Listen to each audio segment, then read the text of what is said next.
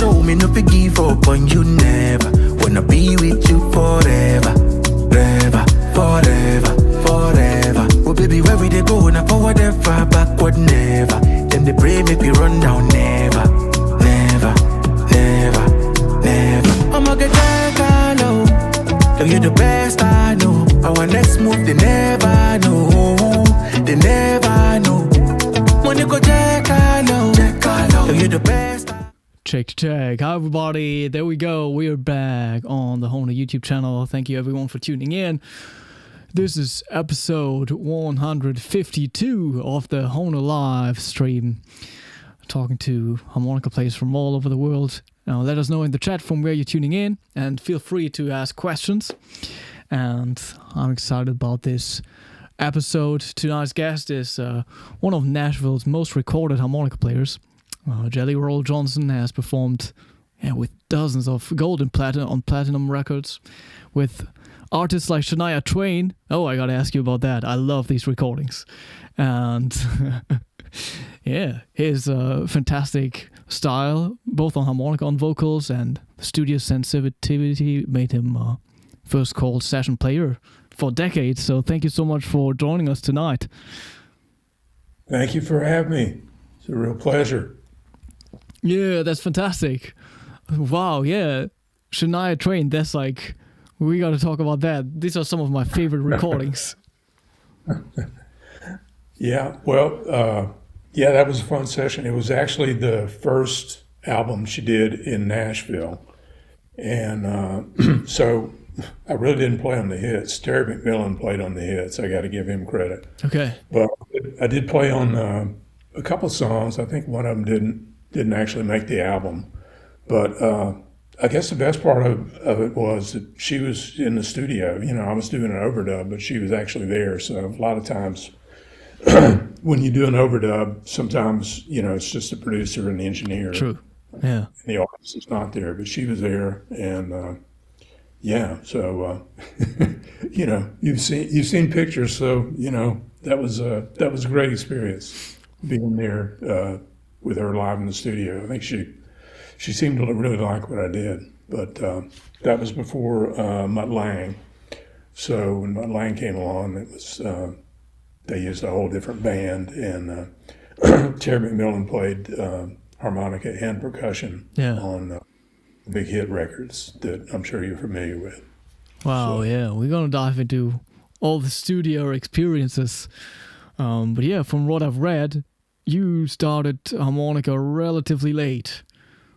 Like, yeah, what made you commit at that point? Yeah, it's interesting. Well, I'm from Lake Charles, Louisiana, and I grew up here. My dad played, and he would play like at Christmas time, family gatherings, that type of thing. And I enjoyed hearing him, but I didn't really feel motivated to try to learn, you know, at that point. And so I guess my musical experience after that was playing clarinet in a school band. Oh, okay. And I was still in Louisiana, so that that ended up not going too well because I never practiced. You know, later on, of course, I learned the value of practicing, which I still do, of course, every chance I get. But we moved to Tennessee. My dad he had a job transfer that he took. So we ended up in East Tennessee, Cleveland, Tennessee, which is actually about 3 hours from Nashville. So once I got there, I became friends with some guys that had a rock band, and I was actually trying to help them write songs. And I had, because of the experience on the clarinet, I got a flute, and I was trying to, figure out melodies with the flute.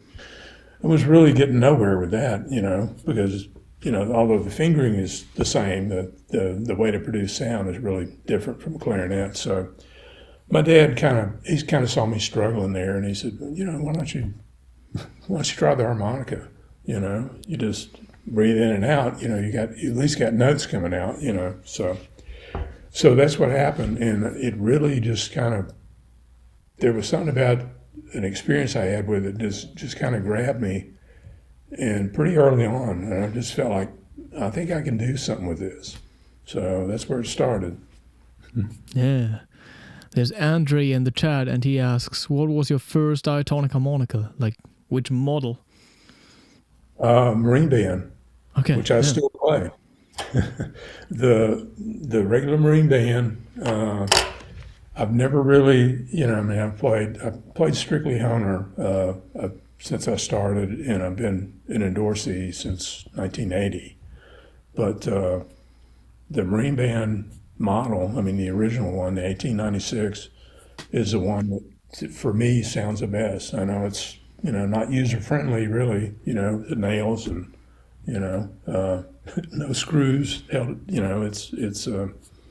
but I'm still playing it, At that point, there weren't a lot of options. I remember trying the blues harp, the original blues harps, Okay. and before the MS, and I don't know what else was even available. Oh, old standby, the original old standbys, which I believe Charlie McCoy liked the best, when he was playing. But of course they quit making those. But thank goodness they kept making the Marine bands, and they've just gotten better over the years, especially the last 20 years, I think. So. Right. Yeah. But yeah, with the clarinet, that's interesting. We got something in common there. Not practicing the instrument and still. Yeah, that went nowhere fast. I mean, I think I went from, it was a school band, so I think I went from first chair to last chair, and at that point I was like, the teacher, the band leader, kind of said, "I think this is the end of it for you on clarinet." So. And I remember thinking at that point I probably would not be a musician. So, Yeah. But fate intervened, and here I am. So for the people out there, like, what does a producer actually expect from harmonica in a session, or is it the artist? Yeah, it really depends, and of course, when you're doing sessions, the most important thing is playing what the song needs, of course, what the artist wants and what the producer wants. So it could be something really complicated, or really something really simple, and anything in between, but you're definitely there to serve the song and the music. You don't always get to, play your what you consider your fanciest stuff or whatever. So it's the job. They've hired you for a job, and that's what you do, or you won't. They won't call you again. Yeah. So most of the time, was it you hearing the song?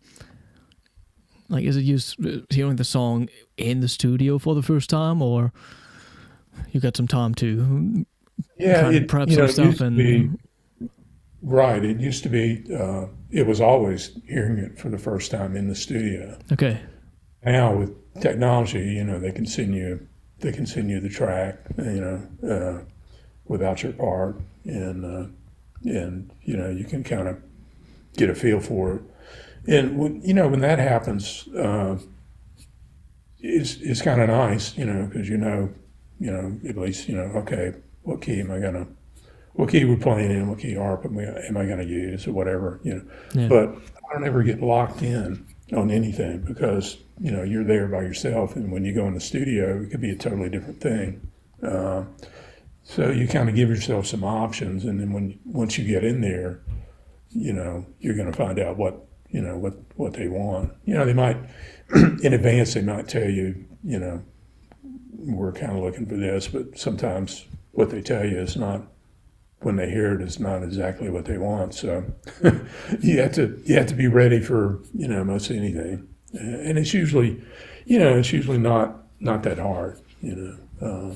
So Yeah. So that also means usually bringing a lot of instruments to the studio. Yeah, nowadays, unless they specifically request like bass harmonica, I'm probably not going to bring one, or if they specifically request, I want you to play through an amp and bullet mic, I'll bring that. But, and I usually will feel them out, if they say, well, we got a blues song, what do you think it's, sometimes you say, well, okay, a blues song, is it acoustic blues, or you want me to play through an amp? And they can tell you that, or you can kind of figure it out, whether they even know what playing through an amp is, But yeah, I mean, I've done a lot of stuff over the years, amplified harmonica, but it's I would say 90% of the time it's acoustic harmonica, without the amp and the bullet mic. So, and I usually play through, in that situation, I usually play through whatever their best vocal mic is in the studio, Oh yeah. And do you still have the experience that you could like influence the way your harmonica sounds in the mix and stuff, and like reverb, or is that like usually something that's totally up for the artist and the producer? Yeah, it's usually up to them, unfortunately. You might be able to, say something while you're in the session, but they're not going to invite you back for the for the mixing. And a lot of times, I had a mastering engineer, one of the albums that I did on my own, and one of the top mastering engineers in town. He's since passed away, but he told me, and when I went in with him to master this record, he was doing some things that I could tell really made the track sound bigger, but it was affecting the tone of the harmonica. Yeah. I had to call him back on it. I said, I like what you're doing, but it's not, it's changing the harmonica tone. And he told me, he said, yeah, he said, I agree. I know what you're talking about. So he went back to, the way it was. And he said, the two instruments that are the hardest to get in mastering are tambourine and harmonica. Mm-hmm. Really get correct. So that was interesting to know that. But yeah, you don't really have input on that, unfortunately, because I think Howard Levy's talked about this. It was like sometimes it's like if the harmonica was just a little bit louder, talking about a record with vocals, Yeah. But I can see the problem because it's a very vocal sound on the harmonica, so there has to be kind of a balance here, Yeah. Like, do you have like any preference for yourself? Like, if it's like really like a solo moment, like how do you like your harmonica to sound in a mix? Full and fat, not thin, and it's really, I mean, I go back to the days of, analog tape. So I think since we're in the digital age, I think harmonica really sounded better on tape. Mm-hmm. But I don't agree with the argument to where, oh, you have to record analog now because it's going to end up digital anyway. So but that's just the way it is. I mean, I go back so many years where if you went in to do a solo on a song, sometimes you would, they would have a track for you just for the solo, and then you had to get out before the chorus came in. You made sure you get out before the chorus came in because there was something else on that track. Yeah. Maybe a background vocal or something. So you were sharing a track. Of course, that's not a problem anymore. There's multitude. Got as many tracks as you need. So. Right. Do you feel like, I mean, nowadays, like so many instruments can be recorded, like digitally, they have been sampled and stuff. I guess for the harmonica, it's not really the case. From what I've heard from my experience, I don't know, maybe there's like some stuff for chromatic harmonica that could sound close, but like for diatonic and blues stuff, you think that's like still an advantage of the instrument? I think it is. I think it is. It's so far. We'll knock on wood, but they haven't been able to really capture it. The real harmonica sound. Yeah. And I would say chromatic maybe they can get a little closer because chromatic is not as vocal a sound. Right. Yeah. So because I've heard some plug-in stuff that sounds okay if it's like a placeholder for a chromatic harmonica, Right. that doesn't really exist for the diatonic. And I mean, there's the AI stuff where it's just like random diatonic blues playing nowadays. Right. But it's not I like you haven't can heard like too much of actually it. program your own melodies in a way that feels authentic. Yeah. So we got that going for us so far. Yeah. That's good. Yeah, that's an interesting topic too. But yeah, still, I also like recording for other artists. Like it's always like a surprise, like how loud the harmonica is gonna be, sort of. Right. And sometimes it's a surprise, and it's like can be both directions. Like sometimes it's like super quiet, and then sometimes wow, it's the lead of this whole thing, and you're happy. Right. Yeah. You never know. But yeah, for these things that are like played on recordings in comparison to live solos and playing on stage, I think it's always important to not overplay. So like, how do you sort of develop the restraint to serve the song? Yeah. For like single note stuff, I mean, you really have to stay out of the way of the vocal. If you're playing single note fills Yeah. over a singer while a singer's singing, that might be your last gig with them. Because it just doesn't work. Now, chromatic is you can get by maybe a little bit with some lines, here and there, while the singer's singing, but I don't think on a diatonic.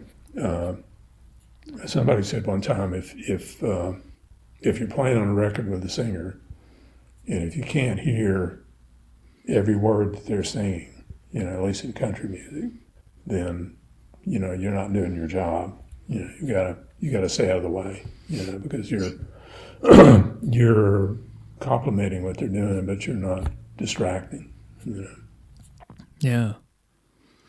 And how do you feel about like the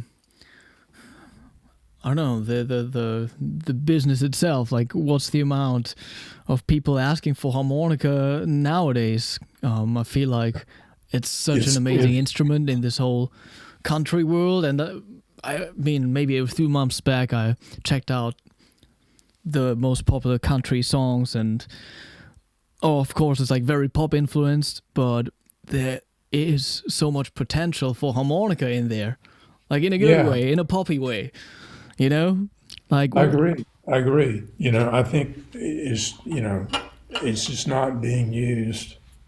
I mean, not nearly as much as it was. As far as mainstream country, okay, hardly at all. Some in Americana and kind of bluesier type stuff, but in mainstream country, it's really unfortunately fallen by the wayside, and that's the thing I probably could, since I'm old, I can talk about.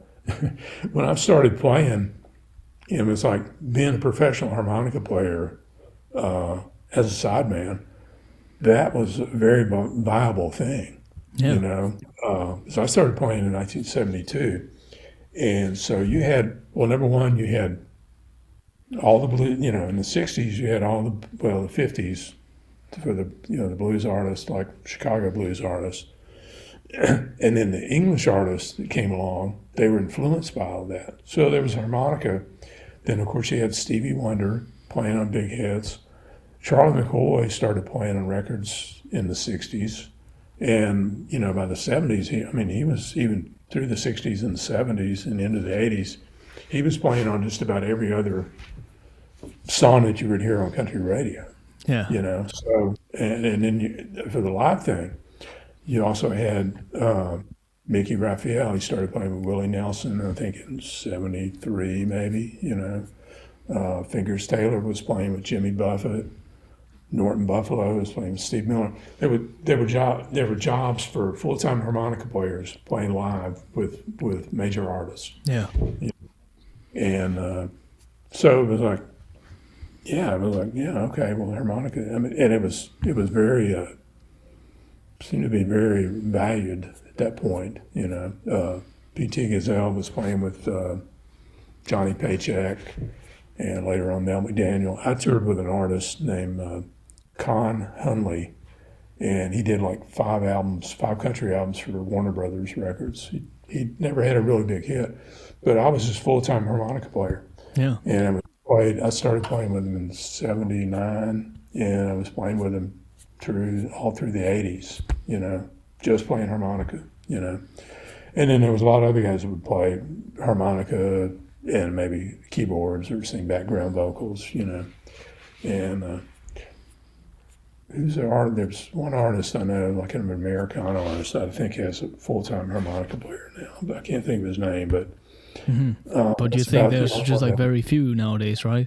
Very few, unfortunately. So, but I mean, it's incredible players, and guys doing their own thing. Jason Ritchie. Of course, yeah.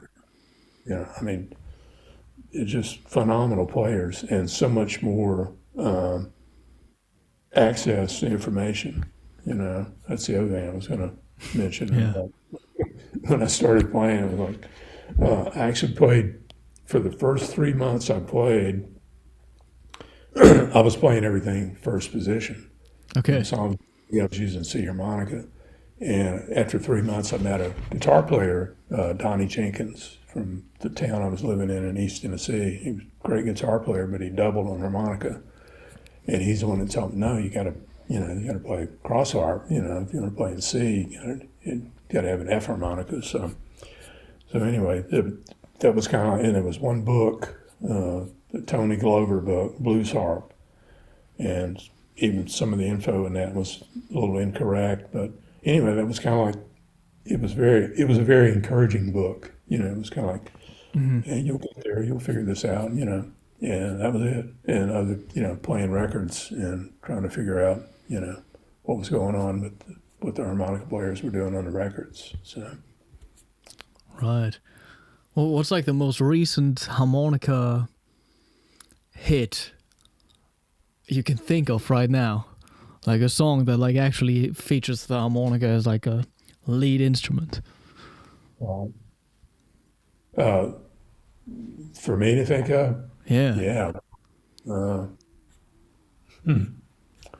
Yeah, I played. I'm still playing on album cuts, but nothing that's been released as a single. I guess the one that comes to mind is they actually got sued over. Was it Pitbull and Kesha? Yeah. Okay. They had it had a great harmonica part. What was the guy's name? Paul Harrington in Dallas, and but unfortunately they stole the melody from one of Lee Oscar's songs. The producer. Right. The producer. It wasn't the harmonica player. The producer directed him, I want you to play this. Yeah. and it was from a Lee Oscar song. So rightfully he got compensated eventually for it. So. All right. Yeah. That's also one I can think of. I know that. I'm sure there's probably been more, but yeah, but it's only like a handful, and that's it in my mind. Right.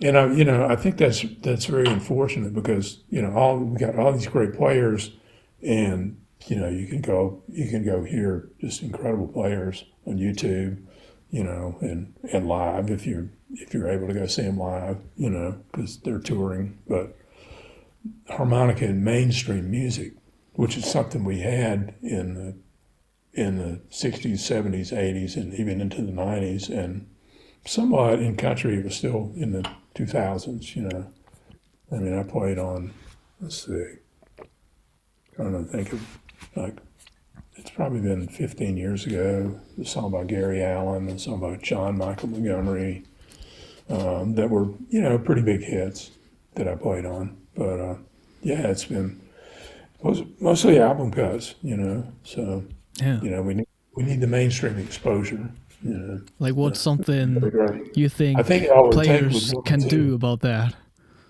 I don't know.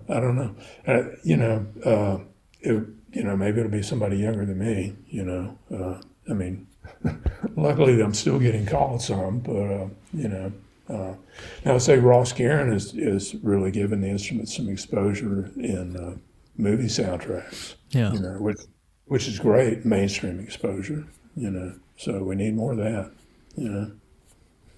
that's true. Let's check out some of the comments in the chat. There's John Kerkhofen. Hello, I'm watching from Quebec, Canada. Can you talk a little bit about your influences, both styles of music and particular players who influenced you? Yeah. Well, when I started out, I was very fortunate. Number one, the little town I was living in had a great record store, and the record store owner, Jerry Hensley, he knew about all kinds of music. So when I started playing harmonica, he knew what to order, and so Little Walter, Paul Butterfield, and Charlie McCoy for country music, and Sonny Boy Williamson too. Rice Miller. He went under several names, but not John Lee Williamson. I heard some of his stuff, but it didn't really grab me at that point. So those are really the first real influences on diatonic, and of course on chromatic, Stevie Wonder and two Steelmans. Who are still the I don't know. I mean, there's some great chromatic players, but those were the main influences. I mean, I've listened to all kinds of harmonica players, but those are the records that I sat down and studied, and really starting out, trying to figure out what they were doing. Now, I mean, I listen more to. I mean, I love harmonica and harmonica players, but I listen more to players on other instruments. I've really been studying jazz a lot in the last 7 or 8 years, and just listening to great sax players, trumpet players, guitar players, even piano players, and trying to absorb that music and see what can work on harmonica. Of course, for jazz, I mean, on diatonic, Howard Levy basically showed us what was possible, and he's still doing it. If I could play like what he was playing 35 years ago, I'd be happy. I mean, he just keeps going further and further with it. Yeah. It's really amazing. And I want to compliment you. I haven't listened to a lot of your playing, but the fifth position, St. James Infirmary, is really spectacular, man. You're doing some great things there. Yeah. Todd Parrott is also in the chat, and he also mentioned that. All right. Another great player. Great to see you, Jelly Roll. Wish I could stay for the whole session, but I'll catch the playback. Could you talk about your version of Willow Weep for Me? What harp or harps did you use on that song? Yeah, I used a C harp. I did switch. I kind of cheated. This was recorded, 14 years ago, I guess. So I played it on the C harmonica, playing in G.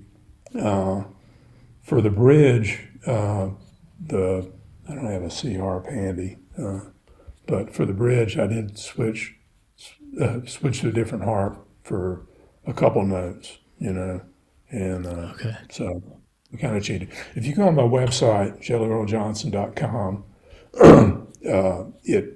you might have to dig around, but I do have key charts for the records that Oh, that I nice. release Yeah. on my own. I put all And your links in the description show box, you, so it'll yeah, show people you, can check out. yeah, it'll show you exactly where I switched. I can actually play those notes. It sound pretty good now as they overblows. I think it's the four overblown. So, and I did actually play the four overblow in one part of the song. I spell it out on the website if you want to check that out. Oh yeah, so everyone check out the description box below. There's more people in the chat. Hey, this is Tracy Parker. Please tell my old friend Jelly I said hello and I'm enjoying the podcast. Hey, Tracy.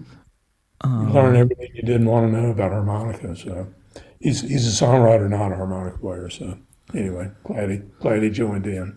Yeah. FS Oliver asks, you mentioned Terry McMillan. Was he an influence on your playing? Terry McMillan. Yeah. I loved Terry's playing. I respected it, but I never really sat down and studied it, and tried to, figure out exactly what he was doing, because we're basically the same age. So I felt like, okay, well, we've each got our own thing, and I don't want to, learn what he's doing. I'm sure he didn't want to learn what I was doing. So, but yeah, great player who we lost way too young. Yeah. So, like, of course, every recording session is, like, different, every project. But what would you say, like, how much of your recorded work for other artists is, like, planned versus improvised? Like, sometimes, I guess, in the studio, you record several takes and sort of, like, a solo develops and it feels like it's written in some sort of way.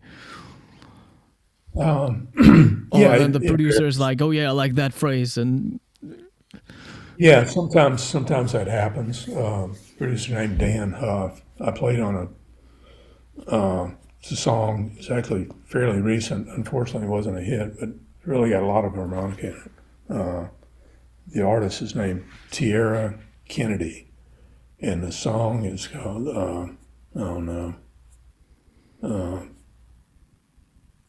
I'm drawing a blank on the song. I have to look it up, but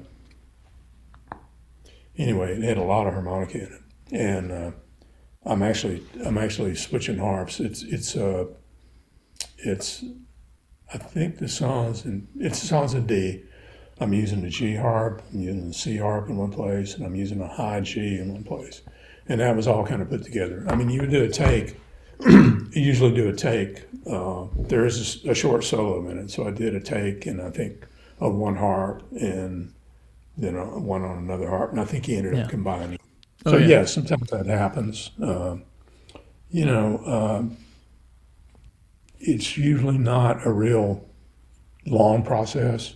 They're usually not going to spend 2 hours on a harmonica part. On one song, you might get an hour, maybe, it just depends, but yeah, you can do multiple takes and they can, and say, okay, well, that was great. Usually I'll kind of just play it all the way through, and the producer might say, I love that.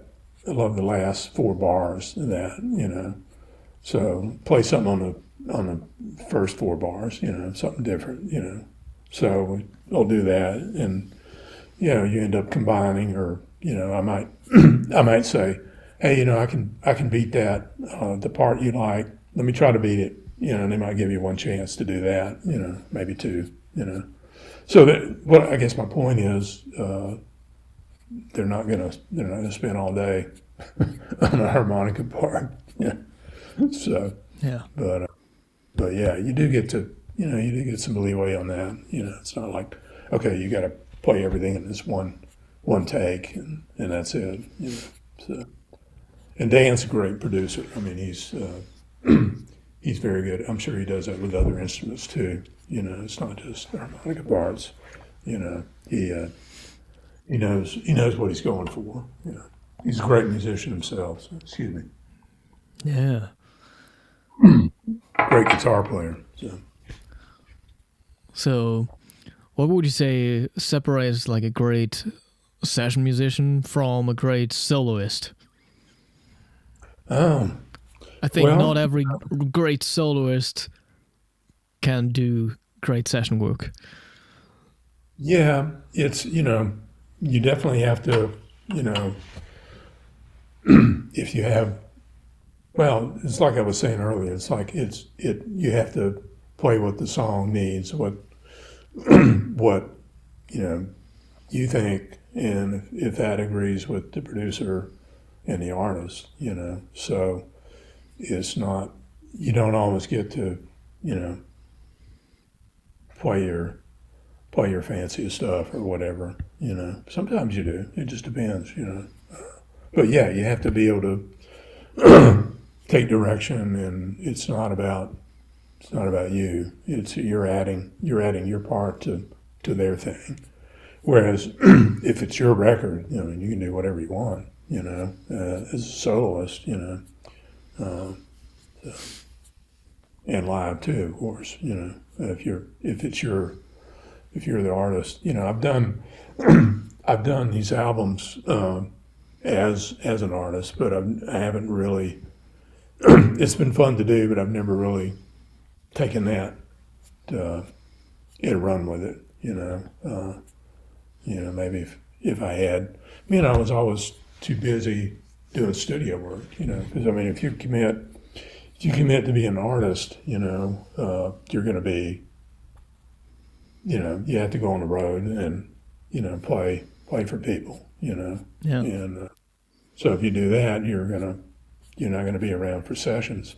Sometimes you can do things remotely, but sometimes they want you there in person. So. But yeah, the technology is definitely there now for remote stuff. But Yeah, if it's a tracking session, easy to you're book a playing harmonica with player online nowadays. Yeah. There's I haven't done much of that. Occasionally I actually don't have a studio at home because we debated on whether to do that. I think it would be too. I'd spend too much time with it. I'd spend hours trying to get something I really liked. But Yeah. I have friends that live very close that have studios. So, like if somebody in Nebraska emails me and says, "Hey, can you play on this song?" And I'll go. I have a friend that lives like 2 blocks away. He has a great studio. So it's the advantage of being in Nashville, I guess. So. Definitely. Yeah, because then also the online world is different, and you can find people doing anything for almost nothing somewhere in the world. Well, that's a problem. Especially, if I'm even to go 2 blocks away, I've got to pay my friend for his studio time. So I've got to charge more. And I charge maybe a little more than some people would too. Somewhat of a track record. So I thought of the name before I forget. The artist Tierra Kennedy, and her song is "Alabama Nights." She wrote it about her hometown. So, but it's something. It came out maybe 3 years ago, something like that. But it's easy to find on YouTube. So, but. A lot of harp on it. Okay. And I was playing amplified. It's not real dirty, but a little bit. Yeah. Because I remember there are some people signed up to these websites where you can just book musicians, studio musicians and stuff. I did very few recordings through that platform, and then also you got people, I don't know, asking for harmonica, and then you're being like, okay, yeah, I'm charging this and that. And then they're like, oh, I just found somebody who's doing it for $30 in whatever country, Yeah,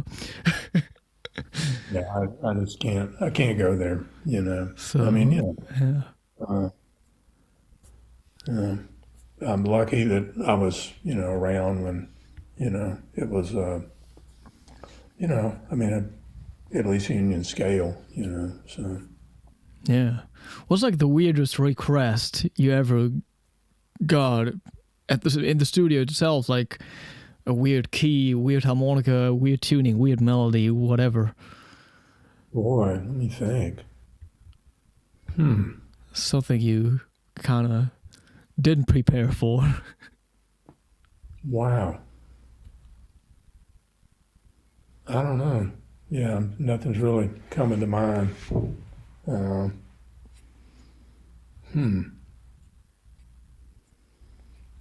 Yeah. You stumped me. Yeah, this might be a I'll good think of it question in a too. minute. I'll keep thinking. All right. Michael Steven is just like talking about playing minor tuned harmonicas. Like, have you been using minor tuned harmonicas on recordings? I have not. When those first came out, I had a set, and they were actually, I love Hohner, but it was not really Hohner's best period, like early 90s.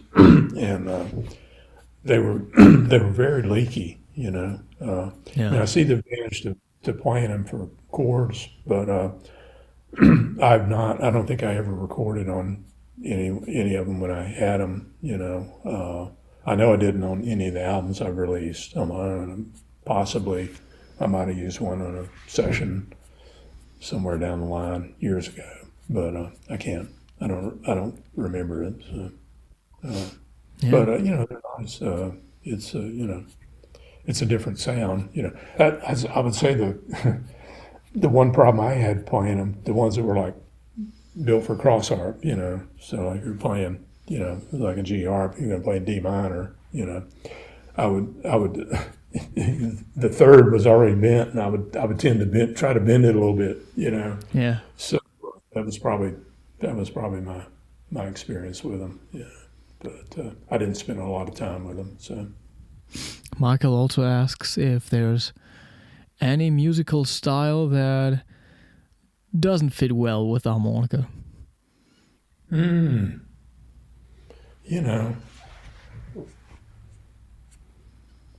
Gee, I'm sure, I mean, I think it's a very versatile instrument. I mean, you might have to spend a lot of time Yeah.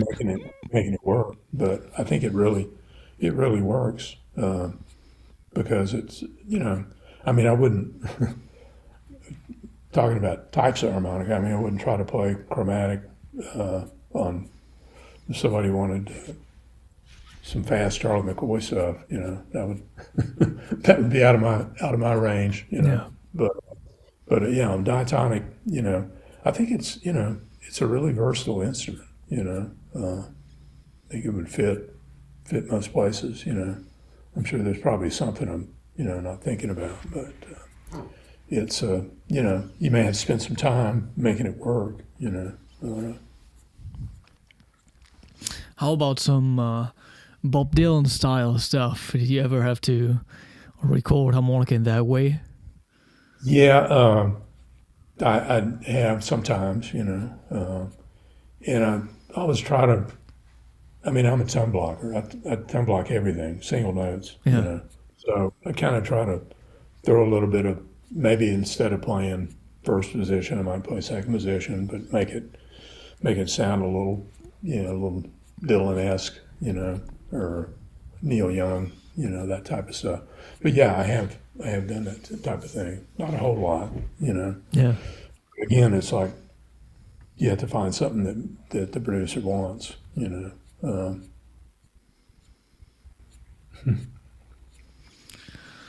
Nice, because like that's the usual stuff. Like every harmonica player tell you about, just like in terms of experiencing the recording and session recordings, that producers often are like, okay, yeah, maybe you can play this a little more dirty or not as clean.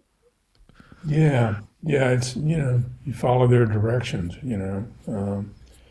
So, and I think Charlie McCoy talked about that when he first started, I'm not sure how long he had been doing sessions, but he said that he was a little more blues based at first, and the producers would say, "Can you make it a little cleaner, a little not quite so funky?"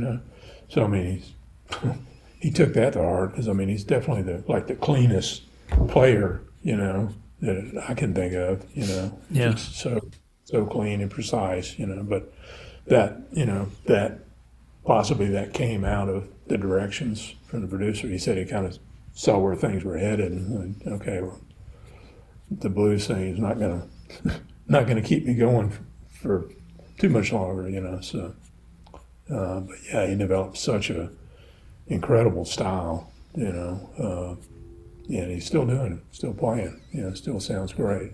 I think he's about to turn 85, maybe something like that. But yeah, definitely my hero. Andrea asks, Konstantin, when will you interview Buddy Green? That's a good idea. Hey, talk about another clean player. Yeah, you definitely need to get him on here. Yeah. I never great got in player. touch with him, I guess. That's a good idea. Yeah. Yeah, definitely. Great idea. And of course, like I remember first days hanging out on YouTube looking for harmonica. We found his videos playing at Carnegie Hall. Yeah. Right. Yeah, yeah, it's amazing. But I mean, everything. He's so amazing. I met him.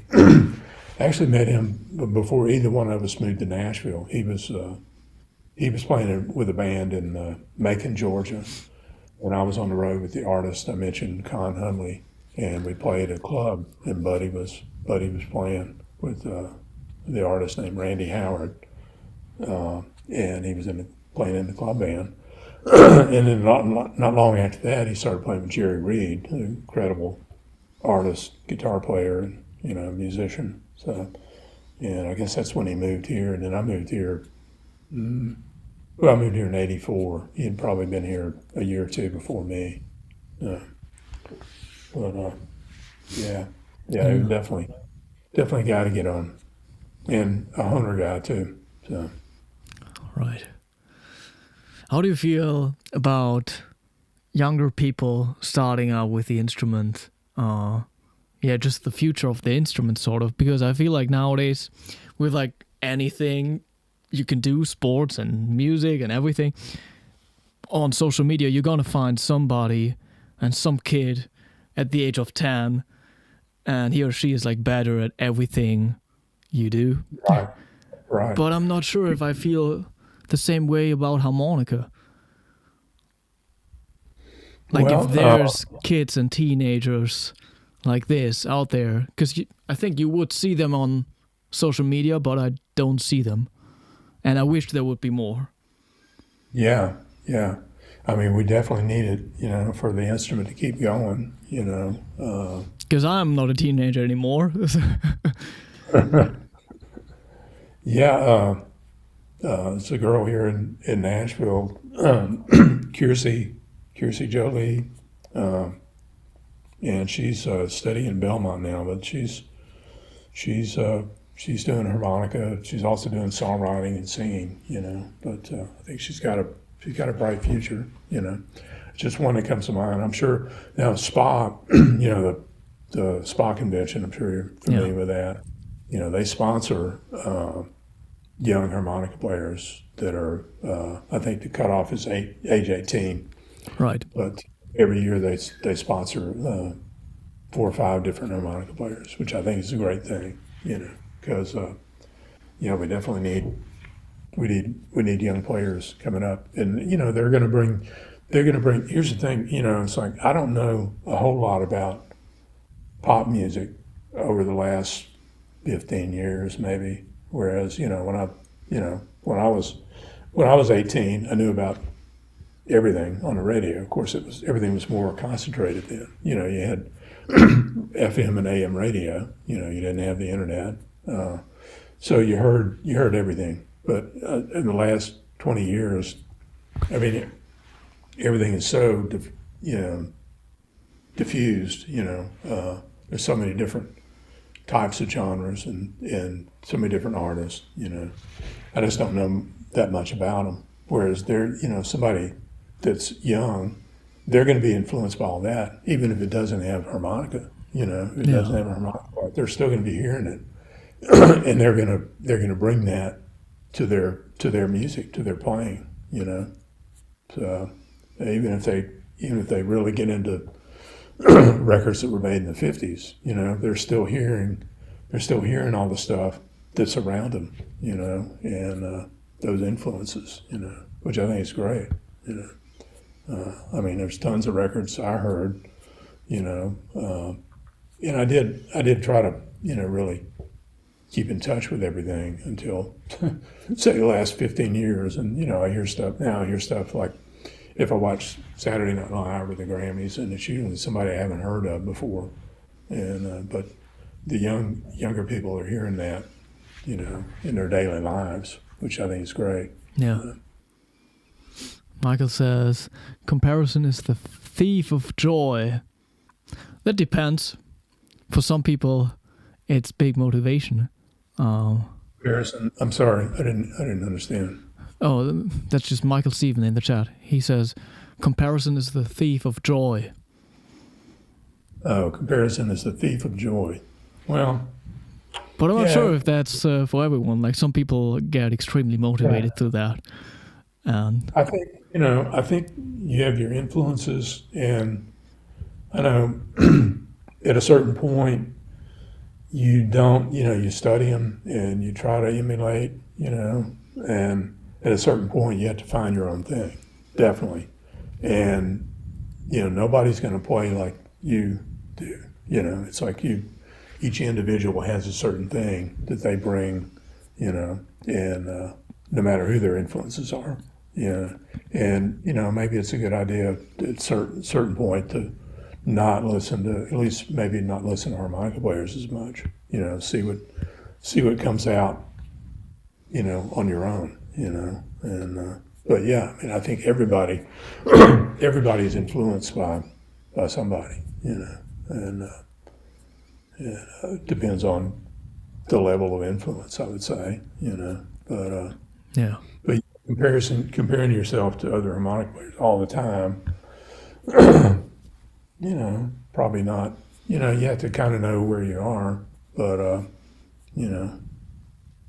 it's you have to concentrate on being you, definitely. So.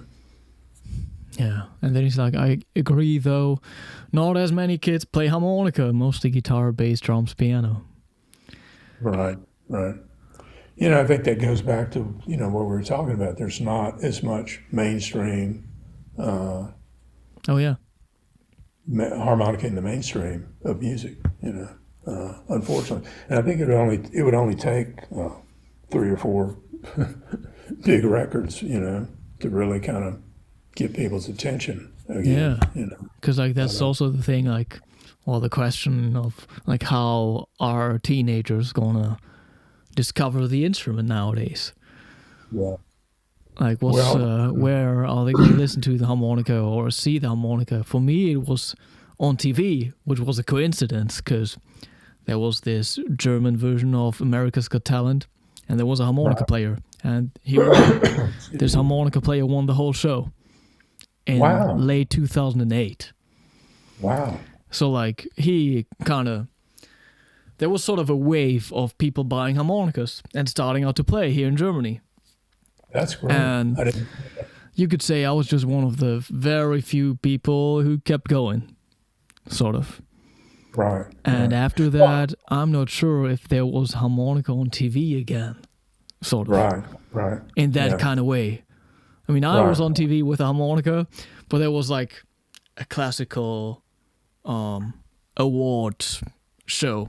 There's not something a teenager watches on TV, Right. And there have been maybe there was another harmonica player again on that show, but yeah, of course they couldn't replicate that thing, and there wasn't of importance. Yeah. So yeah, but that's it. Where which other moment the harmonica is on TV? Well, yeah, the one that comes to mind was not this year's Grammys, but last year. They did a tribute to, it was Stevie Wonder, and they did a tribute to Quincy Jones. Oh yeah. And they played Bluesette, Yeah, which yeah. of course was Stillman's signature. And he was playing, Herbie Hancock was playing piano, Stevie was, and I mean, they gave him like 3 or 4 minutes, big harmonica solo. And that was like the first time I remember hearing it on the Grammys. I don't know how long, Yeah. But I'll see this, going back, I wanted to circle back to, not as much harmonica in country music. There's not really that much of any acoustic instruments. It's very guitar heavy, Of course. Yeah. a little bit of fiddle here and there, not even as much steel. You'll hear electric guitar, of course, Yeah. slide guitar, but, so it's not just harmonica. It's kind of like, and just instrumentals in general. I mean, they're not really featuring instrumentalists on country records like they were, even 20 years ago. That's true. Yeah. I'm hoping it'll swing around. There's some steel guitars kind of, it was kind of pushed aside a little bit for a while. It's kind of coming back now. So, but yeah, it's interesting, how things go, Andrew says for him it was like discovering the harmonica in films, in movies could be an option. Right. Yeah. And I think that's great. For years we had Tommy Morgan, who played on so many movie and TV soundtracks. And, Ross Guerin he's I don't know what all, I mean, he's done a bunch. He played on Sinners, which I think won a Grammy.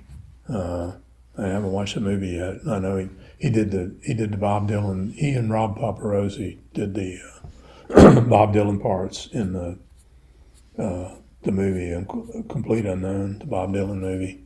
So, and I know Ross has done a lot of other stuff too. So Exactly. Yeah. I think that's great exposure. We need more of that.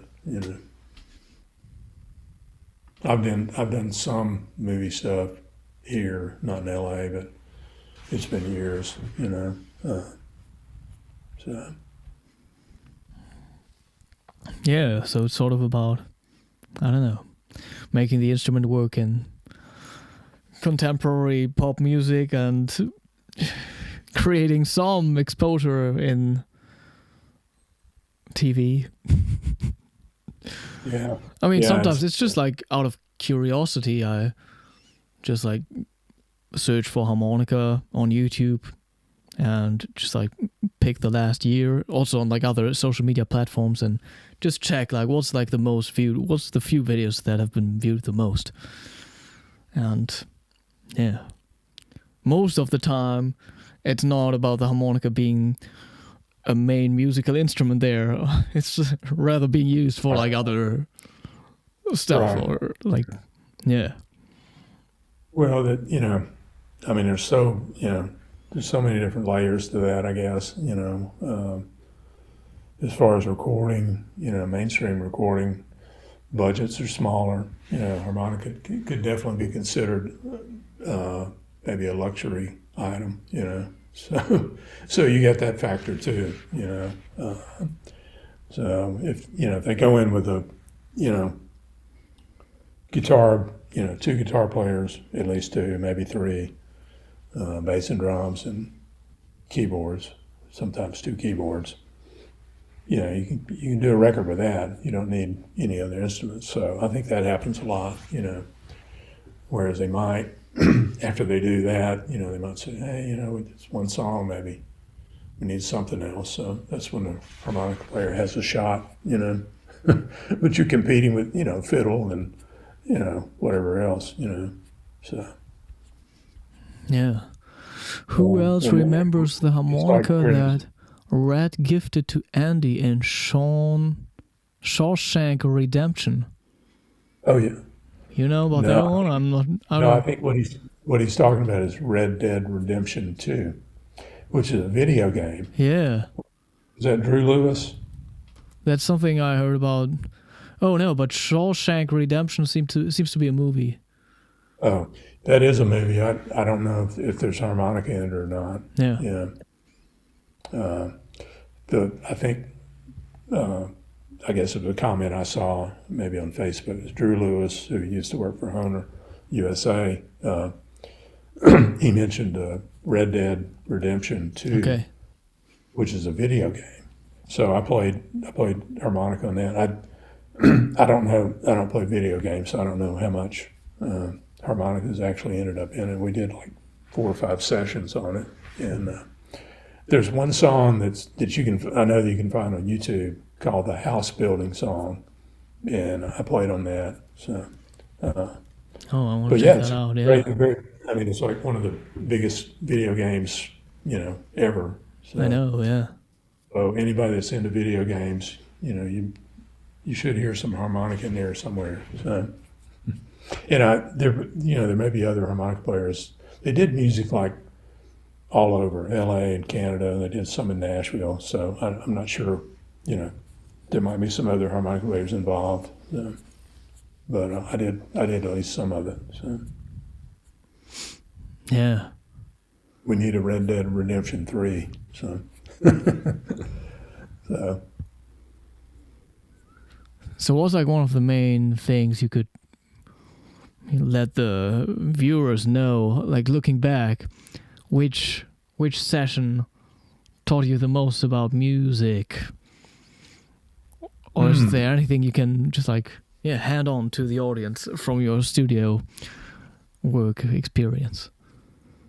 yeah, well, I guess one of my favorite sessions, and it was I do a lot of overdubs, so some like I was saying before, sometimes the artist is not even there, you the producer and the engineer. But I did this one session in Muscle Shoals, and the artist is Etta James, and the incredible, legendary blues R&B singer, and the producer was Jerry Wexler, who produced, along with Etta, he had produced Aretha Franklin and I don't know who else, just tons of Ray Charles, tons of people,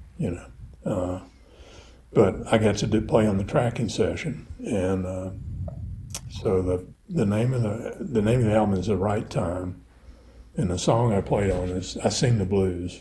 I actually played on another song that day, but it for some reason didn't make the album. But that was just one of the most incredible sessions. Steve Cropper was on guitar.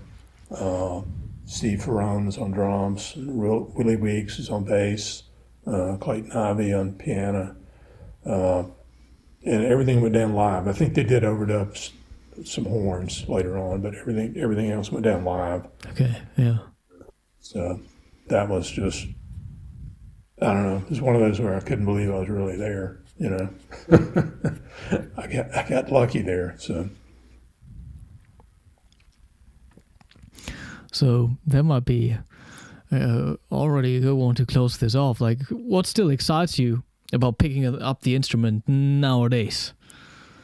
Well, I still practice every day. I mean, if I'm not playing or doing something else, I still practice every day. I mean, I find stuff on YouTube. Of course, I've got tons of music, that I can play along, but YouTube is more convenient. It's just like you can find just about anything there, and I'll just find a song I want to play, and it may not be. Most of the time it's not. Song doesn't have harmonica, so I'll study the other players, if it's like a jazz song, listen to a solo, maybe, hear, play, listen to what they're playing and then turn it off, and I can hear the chord progression in my head, and just play based off that. You can use a play along track too, but I can kind of hear I guess I've been doing it long enough. I can hear the progression in my head. So that's fun to do. Of course, that's just a practice, routine. But I'm probably going to do that after we're through here today. So I'm still at it. So Nice. Yeah. Did you ever get into playing the chromatic? yeah, I play chromatic. I kind of go.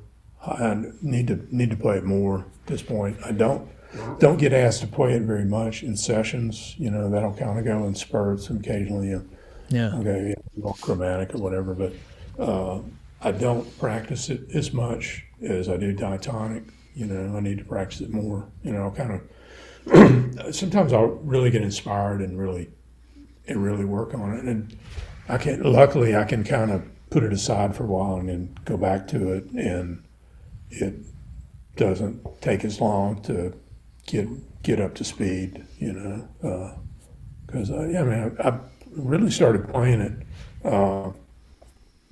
right around not long after I started playing diatonic, but I couldn't really improvise on it. I could play parts, didn't really improvise on it until about, I don't know, 30 years ago, maybe something like that, Yeah.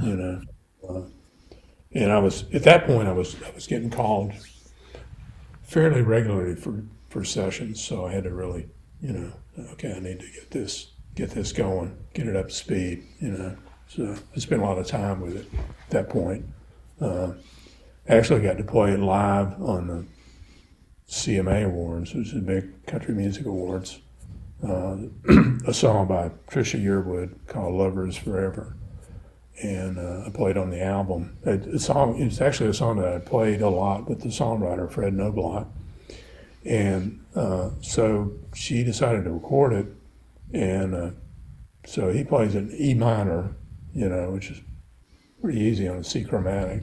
So she recorded an F sharp minor, a little more challenging on it, but anyway, and about a year later, she decided to do it on the CMA Awards, which is a live show, and so I spent a lot of time practicing on that, and I would typically play it over the verse of the song.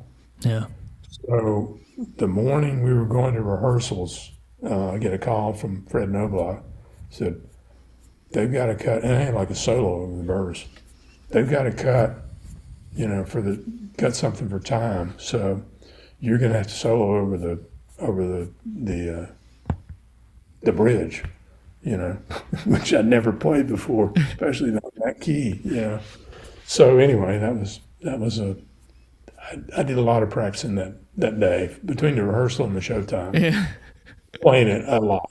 So yeah, I was basically just playing the melodies. So I wasn't improvising during that part. So Nice. Yeah. All right. There's some good stuff to check out. Everyone, I put all your links also in the description box, your website, and then social media. Is there any platform you're most active on? not that active on any of them really. So I'm not. The Unfortunately, website is the way to go. Our website, you can email me there if anybody. I'd be happy to answer questions. If you hear something that some record I played on, what key, what harmonica player, what harmonica are you playing, or whatever. I'd be happy to answer questions. Unfortunately, on the website, it has links to CD Baby, which does not sell CDs anymore. So Okay. you can find all my stuff on either YouTube or Spotify, some of the other platforms, so it's pretty easy to find. Awesome. Yeah. Yeah, next month we got a challenge going on again. 5th position harmonica challenge. Have you dived into 5th position a lot? Not a whole lot. Usually when I use 5th position, it's for a song that playing with a vocalist, a song that goes between major and minor. Yeah. So, which relative minor of 2nd position, cross harp, so it's one that goes kind of back and forth, There's actually a song, the first CD that's still available, A Few Close Friends, a song called The Old Harpoon. It's really a song about harmonica. And I'm playing, I forget, I think it may be a B flat harp. But I'm playing fifth position, and it does go major for parts, so going back and forth.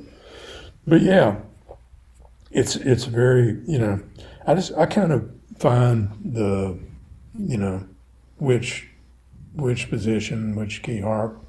A lot of times, maybe what register I want to play in. Like there's a song on one of the other CDs, Song for the Record World. Please Send Me Someone to Love, and I'm playing that in third position, but major. Using the fifth overblow. So because I wanted to be, it's in A, so I didn't want to play it higher up on a D harp, so I played it on a G harp. So it kind of, like with St. James Infirmary, which, great version on fifth position, but I think you're playing D, right? On a flat harp. Yeah, I think it's a B flat in D minor. Yeah. Yeah, so I play that on a G harp in D. Yeah. Second position minor, because I like, that just kind of speaks to me, but I love what you did in fifth, really great. Yeah, that was just for demonstrational purposes. Yeah, well. Like I would also, I don't know, maybe sometimes it's nice to just like change harmonicas for the same song also, like if you're playing on stage. Yeah, because you're probably going to be in a different register, when you are just different, different patterns, different note patterns, and, different things lay better, but yeah, it's fun to experiment with that, and yeah. So that fifth position harmonica challenge is going down on Sunday, March 22nd. So we still got some time. Upcoming Hohner Lives. Hope we can do one with Buddy Green. And besides that, on March 13th, we're going to talk to Corky Siegel. Oh, wow. Great. And yeah, that's it for now. Like on Tuesday, I'm doing a Zoom intensive on fifth position. And yeah, February's over. So it's quick. For real. So yeah, that was awesome. Thank you everyone in the chat for your questions, and see you very soon. And of course, thank you, Jelly, for joining us here, and thank you for taking the time. Yeah, that was fun. My pleasure, Konstantin. You did a great job, and this is a great thing you do here. We're lucky to have it. Yeah, good to stay in touch with players all over the world. Okay. All right, everybody. See you in the next one. Have a nice evening. Bye-bye. Here.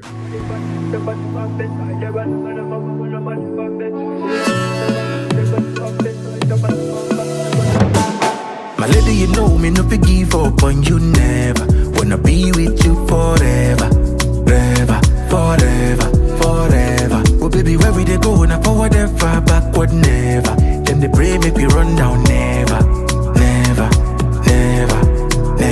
I'ma get that low. Girl, you the best I know. Our next move they never know. Money go check low. Girl, you the best I know. Our next move they never know.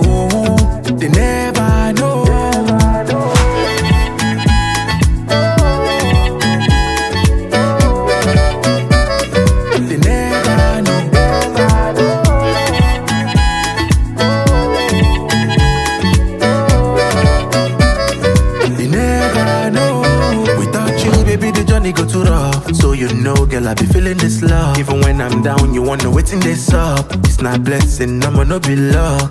Baby, nobody fit there.